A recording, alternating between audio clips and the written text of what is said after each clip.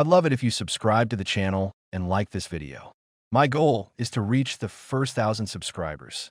Thank you and enjoy. Most men think the big failures in a marriage start with some dramatic moment. They don't. They start with a tone shift, a look that doesn't land, a simple request that turns into a test. This story is about noticing that shift early, not arguing your way out of disrespect, and using calm decisions instead of emotional speeches. It's also about protecting your resources and your reputation when someone tries to lock you into a public story before you've had a chance to ask basic questions. No grand statements. No talks that go nowhere. Just boundaries, distance, and facts, handled like an adult. The morning had started. Everything looked normal. Tampa sunlight coming in through the kitchen window. The house quiet except for the hum of the fridge. Madison was at the island in her robe, phone in hand, thumb scrolling like it was her full-time job. I was at the coffee machine, half awake, watching the drip like it owed me answers. She stood up, grabbed her mug, and started making her cup. "Hey," I said, casual. "Make me one too, since you're right there." She didn't look up. "Make it yourself." I paused, not because I couldn't make coffee, because that wasn't her. "I glanced over." That's new. She exhaled through her nose, still staring at her screen. "Everything with you is in order. It's like living with a foreman." "A foreman," I repeated, letting it sit. I asked for coffee. "It's always something," she shot back. "You're always in command mode." I leaned on the counter. So the new rule is a simple request is a character attack. She finally looked up, and it wasn't irritation. It was something sharper, something that wanted a reaction. "I'm tired of you trying to push me around." There it was. The setup. Put me in the guilty chair before breakfast. Make me defend myself for existing. I didn't bite. I grabbed my keys off the hook. "I'm not doing this. If every question is a crime, I'll step out." Her eyes flicked, fast, like she'd miscalculated. Like she expected me to argue and beg for clarity. I opened the door, and right as my foot hit the porch, she threw it like a hook in my back. "Scott, I'm pregnant." I turned. Not dramatic. Just turned. Her voice wasn't warm. It wasn't excited. It was urgent, like a handbrake. I blinked once. "Pregnant?" "Yes," she said quickly. "I didn't know how to tell you." "Just now," I replied. "Right when I leave." She pressed her lips together, like I was being unfair for noticing reality. "I didn't want you to go." I stood there, keys in my hand, and I felt the pull. The instinct. The old reflex to come back in and wrap my arms around the moment. I didn't do that. Not yet. I walked back inside slowly, set the keys on the counter, and looked at her like a man who wants details, not theater. "How far along?" She blinked. I don't know exactly." "Doctor appointment?" "Not yet." "Inodidiki, you understood." I didn't, but I smiled anyway, because part of me wanted to. I wanted the normal version of this story. The one where she's nervous and happy and we're a team again. I stepped closer. "Okay, that's big." Her shoulders dropped, just a little, like she'd gotten what she needed, me back in the room. Then she did something that didn't match big life news. She grabbed her phone. "You should tell your mom," she said. "And your sister." "Like today." I raised an eyebrow. "We just found out 5 seconds ago." "Still," she said too quick. "People will be excited." I studied her. "You want me to tell people?" She didn't answer the question. She just pushed. "Post it. Your friends love you. They'll be happy." That word, post, sat wrong. But I was still riding the hope. Still pretending we were normal. So I did what a happy husband does. I texted my mom. I texted my sister. I texted my best friend, Ray. "Looks like I'm joining the dad club." Ray called immediately. "Harper," he barked through the speaker. "You serious?" I laughed. "Yeah, apparently." "Man," he said, "that's wild. Congrats." "Thanks. I'm still processing." He paused. "You sound like you're reading a manual." "I'm not emotional," I said. "I'm consistent." He chuckled. "Tell Madison congrats. And don't do anything dumb like naming the kid after your fantasy football team." "I'll try to stay humble." I hung up, and Madison was watching me too closely. "You told them?" she asked. "Yeah," I said. "Mom's already sending praying hands." Madison nodded, but she didn't light up. She didn't laugh. She didn't do that thing women do when they're truly happy and they start planning in their head like a movie. She just said, "Did you post yet?" Isterdaher. Why is this the priority? Because she snapped, then caught herself. Because it's nice. Nice. Not meaningful. Not our baby. Nice. Like a decoration. I shrugged. I'll do it later. Her jaw tightened. Scott, don't drag your feet. And there it was again. The tone. The same one from the coffee. I didn't fight her about it. I made a note. Then I went to work. And because I'm not made of stone, I did the dumb, happy stuff too. On my lunch break, I bought a little baby onesie from a store near my office. Neutral colors. I grabbed a small stuffed animal. I even picked up flowers for Madison because some part of me still wanted to believe she'd meet me halfway. I posted a simple line online, big news. Becoming a dad. My phone exploded with congratulations. Madison texted 3 minutes later. Good. Leave it up. Leave it up. Not I'm happy. Not thank you. Leave it up. If I'd known where it was headed, I would have kept my mouth shut and my money in my wallet. But I didn't know yet. Not fully. That afternoon, my boss told me the site meeting got pushed. I was clear to head home early. I didn't text Madison. I wanted to surprise her. Flowers, onesie, a clean reset from the morning. I pulled in the driveway around 4, earlier than I ever did. The house looked normal, quiet. Then I heard laughter through the side window. High-pitched, multiple voices. Her friends. I walked up to the front door, and before I stepped in, I heard Madison's voice, too relaxed, too amused. You guys, I swear, he's walking around glowing. Like he's so proud. One of the girls laughed. Stop. He posted already. Of course he posted. Madison said, like she'd pushed a button and watched a machine work. He's a golden retriever in human form. Another laugh. Then Madison said it. Clear as day. No hosetashchen. The baby's from my ex, Scott, doesn't even know. The room erupted. And inside me, something went quiet. Not sad. Not rage. Quiet. Like a switch flipped off. I didn't burst in. I didn't throw the flowers. I didn't do a dramatic entrance like a daytime show. I stood outside my own front door and listened for another 10 seconds just to make sure my ears hadn't misfired. Like, what are you going to do? One of them asked, giggling. Madison's laugh was light. Comfortable. I just needed him to claim it fast, she said. You know how people get. Questions. Timeline stuff. Now it's locked. Locked. That was her word. I backed away from the door without making sound. I walked to my truck. I set the flowers and the baby stuff on the passenger seat like they were evidence. Then I drove. No destination at first. Just movement. Because staying there while my brain rewired itself wasn't smart. I called Ray again. He answered with that same gravel voice. What's up, Dad-to-be? Not that, I said. He went quiet. Where are you? Driving. Scott, he warned talk. I exhaled once. I just heard Madison laughing with her friends. She said the baby is from her ex, and that I don't know. Ray didn't speak for a couple seconds, and I could hear his breathing shift. Say that again, he said. I repeated it slower. Ray's voice dropped. Come to my place. I'm not trying to make a scene. Good, he said. Then come park your calm self in my driveway. I didn't argue. On the way, I did the first thing a grown man does when his life gets hit sideways. I checked facts. I didn't call Madison. That's what she wanted. Chaos. Tears. Bargaining. A chance to steer me. Instead, I opened my calendar while stopped at a light. I scrolled back a couple months. There it was. The week I was out of town for work. 10 days. Hotel receipts.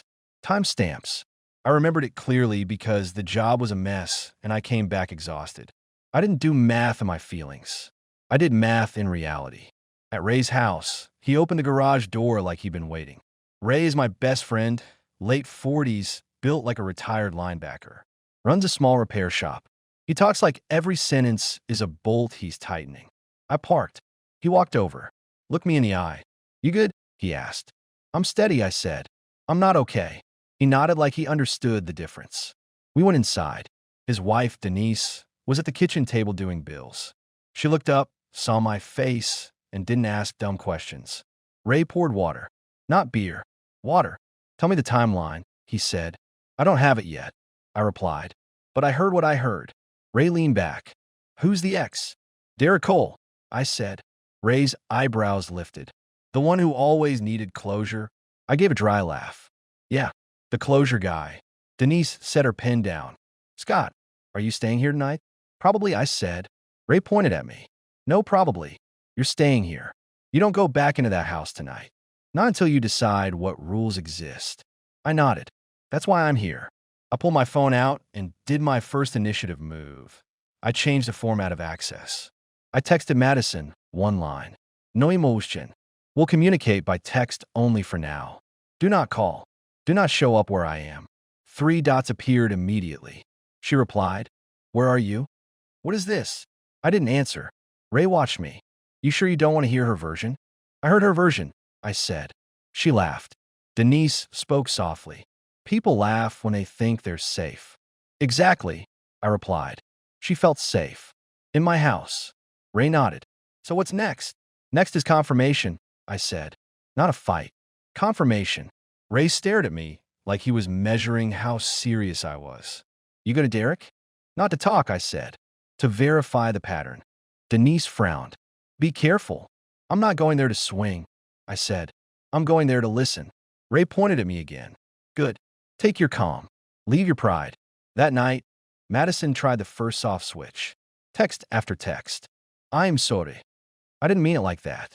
They were joking and it got out of hand. I love you. Please come home. It was like watching a person flip through channels, trying to find the one that controls the room. I answered once. I'm not discussing anything tonight. Text only. One topic at a time. No games. She replied, You're punishing me. I sent, I'm protecting myself. Then I put my phone face down. The next morning, I drove to Derek's neighborhood. Not angry. Focused. His place was across town, a nicer area than it had any business being for a guy who used to borrow Madison's car when his payment app glitched. I didn't go to his door first. I went to the house next to his, an older couple on a porch, sipping coffee like it was a ritual. His parents, I recognized from old photos Madison had shown me years ago when she was still pretending the past was harmless. I walked up the sidewalk, hands visible, posture calm. The man squinted. Can we help you? Yes, I said. My name's Scott Harper. I'm Madison's husband. The woman's face changed. Not surprised. Not confused. Just tight. The man glanced at her, then back at me. Okay. I nodded once. I'm not here to cause trouble. I'm here because I heard something yesterday that involves your son. I need clarity, not drama. The woman's grip tightened on her mug. Derek's not home. I'm not asking for Derek, I said. I'm asking if Madison's been around. The man's eyes dropped for a second. That small movement told me more than a speech ever could. He cleared his throat. She stopped by. How often? I asked. The woman cut in, sharper. Scott, we don't want to be in the middle of this. I gave her a thin smile. You already are. I didn't put you there. The man sighed. Look, I'll say this. She's been here more than once. Recently. Thank you, I said. That's enough. The woman looked down. Are you okay? I am upright, he replied. That's what I can promise right now. I walked back to my truck, and I didn't feel triumph. I felt clean, like a puzzle piece clicked into place. On the drive back to Ray's, Madison called anyway. I let it ring. Then I texted. I said no calls. She replied instantly. Please. I am scared. I answered. You weren't scared when you were laughing. A minute later, I didn't say it was his. You're twisting it. I stared at the message and almost laughed. So now the plan was, my ears are unreliable. I texted back. Don't rewrite what I heard. I am gathering facts. I'll contact someone to handle the timeline. That's when she shifted into the second move, cooperative. Okay, she wrote. Tell me what you need. I'll do anything. Anything. Another big word. Another costume. I didn't respond. That afternoon, I met with an attorney recommended by a coworker. Not a courtroom warrior. Just a professional who knows how to organize reality. Her name was Ms. Alvarez. Sharp, calm, mid-50s, the kind of person who doesn't waste syllables. She listened while I laid out the situation like a report. She didn't flinch. She didn't dramatize. Scott, she said, if you want a clear picture, we build a clean timeline. Travel, dates, receipts, phone records, if available, appointments. You don't argue feelings. You document. That's what I want, I said. She nodded. Then your job is to stay disciplined. No shouting matches. No long calls. Everything in writing. I already set that rule, I said. She gave a small approving nod. Good. Keep it. When I walked out her office, my phone buzzed again. Madison, I made you dinner. Come home. We can talk calmly. I stared at it. Dinner. Calmly. Like she didn't just treat me as an audience member in her little comedy set. I texted, not coming. Next communication. Factual questions only. She replied, so you're just leaving me alone with this? I answered, you weren't alone when you planned it. That night at Ray's, he found me on his back patio, sitting in the dark with my phone off. He handed me a bottle of water. You look like you're building a wall, he said. I am, I replied. A good one. With locks. Ray sat down. You want to go to the neighbor barbecue this weekend? Get out of your head. I almost said no. Then I remembered something important.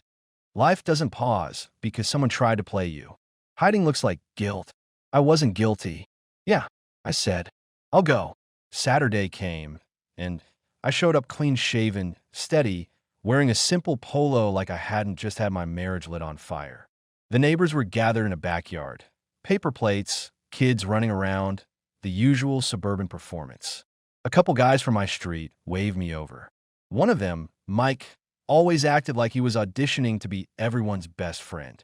There he is. Mike boomed. Dad-to-be. I kept my face neutral. Hey, Mike. His wife, Carla, leaned in with excited eyes. We saw the post. Congratulations. Madison wasn't supposed to be there. She had texted she was staying home to rest. So when I saw her walking in through the side gate with two of her friends, smiling like a politician, I understood the play. Public setting. Friendly faces. Pressure. She stepped right up to me, close enough to look intimate. Hi, she said softly, like we were fine. Can we talk? I didn't move. Not here. Her smile stayed. Her eyes didn't. Please. 5 minutes. Mike looked between us, confused. Madison turned slightly, making sure people could hear. Scott's been distant. I'm just trying to keep us together. There it was. She was painting. I didn't raise my voice. I didn't glare. I simply corrected the frame. I looked at Mike and Carla first, comes a bank teller. Appreciate the congratulations. There are details I'm sorting out privately. I'm not discussing my marriage at a barbecue. Silence hit like someone turned down the music. Madison's smile twitched. Scott, don't do this. I turned back to her. I'm not doing anything. I'm refusing to be managed in public. Her friend Tessa, sharp nose, sharper mouth, stepped forward.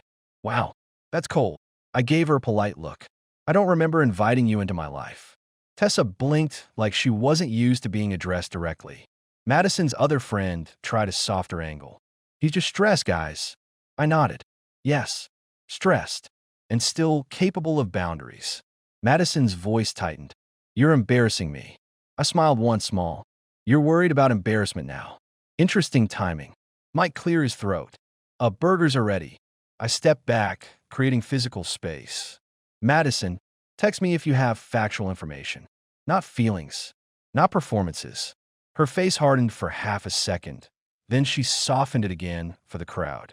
Okay, she said sweetly. I love you. I didn't answer that. I just turned and went to help Mike with the grill like nothing had happened. That was my initiative on Chujori territory. Public boundary. No fight. Just a rule enforced.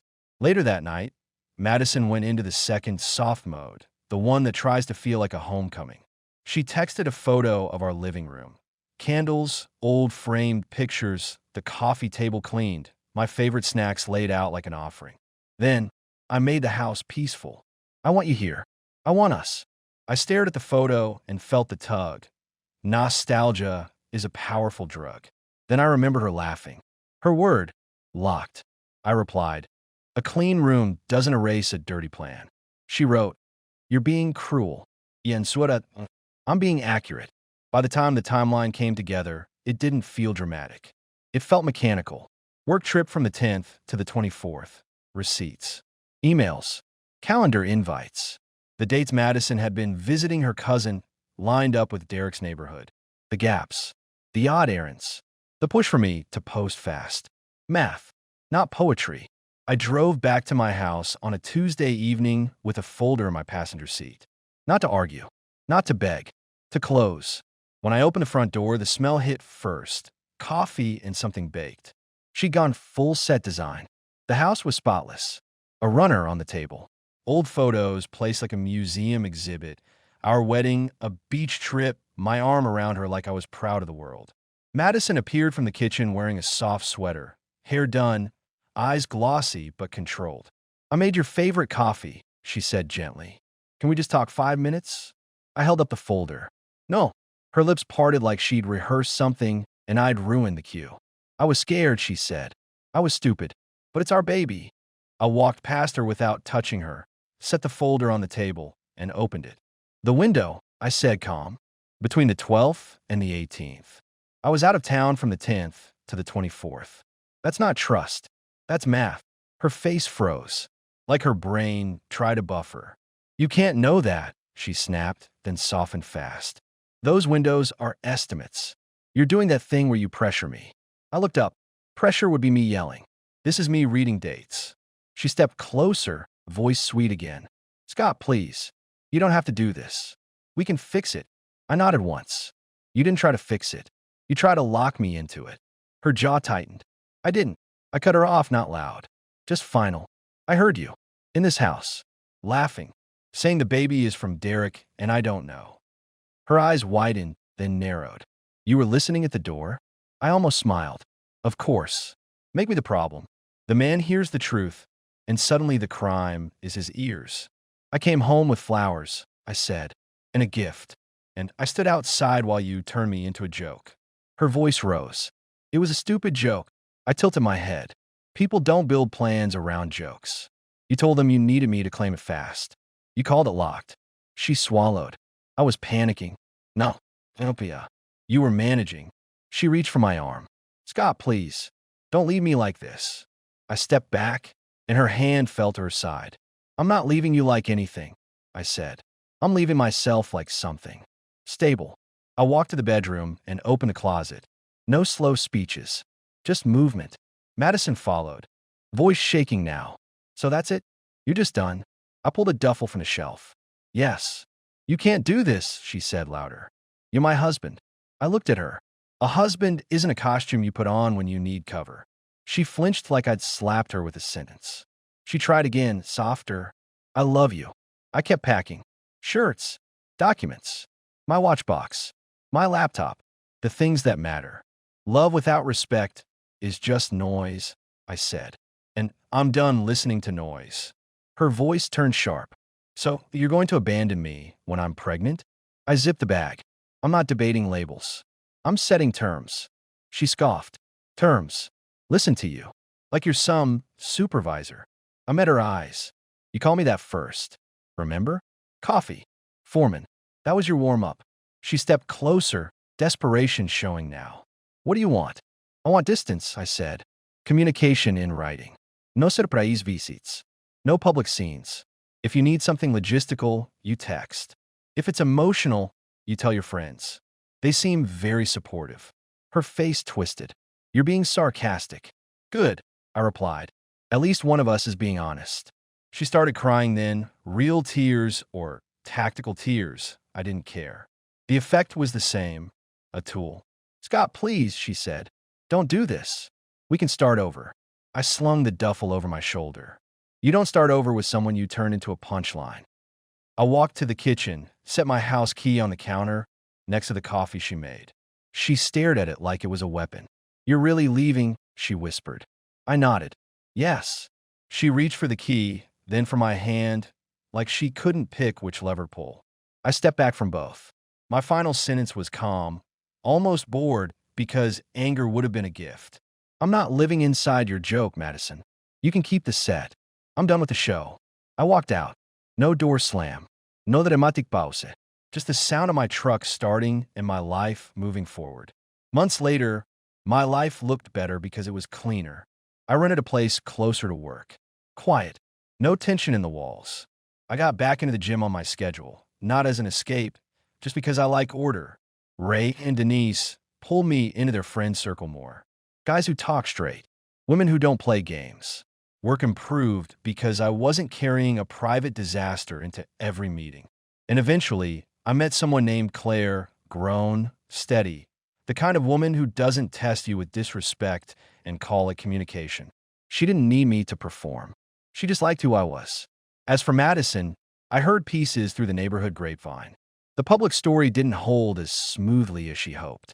When you build a life on controlling the narrative, you panic when people ask basic questions. Her comfort cracked. Her status didn't look so polished. That locked feeling she wanted, it turned into isolation. I didn't celebrate that. I just noticed it.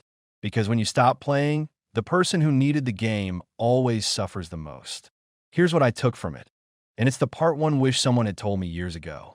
First, pay attention to the first tone shift. That coffee moment wasn't about caffeine. It was a boundary test. When someone suddenly talks to you like you're a nuisance, don't argue your character. Don't audition to be treated well. Name the change and change the conditions. I didn't beg her to be nice. I left the room. That one move forced her to show her next card. Second, don't let anyone rush you into making something public before you have facts. The push to post fast wasn't excitement. It was strategy. The minute you lock yourself into a public story, you're tempted to stay quiet later just to avoid embarrassment. That's how grown men get trapped by their own pride. Keep your private life private until you're sure it's real. Third, don't try to solve disrespect with endless conversations. It turns into a treadmill. I didn't win by out-talking Madison. I won by restricting access, switching communication to writing, and building a timeline instead of a debate. The mistake would have been emotional bargaining, late-night calls, or returning home to talk without rules. That's how you get steered back into the same mess. Respect and boundaries beat comfort. Every time, when you act calmly and early, you don't just protect your peace. You force the truth to stand on its own feet.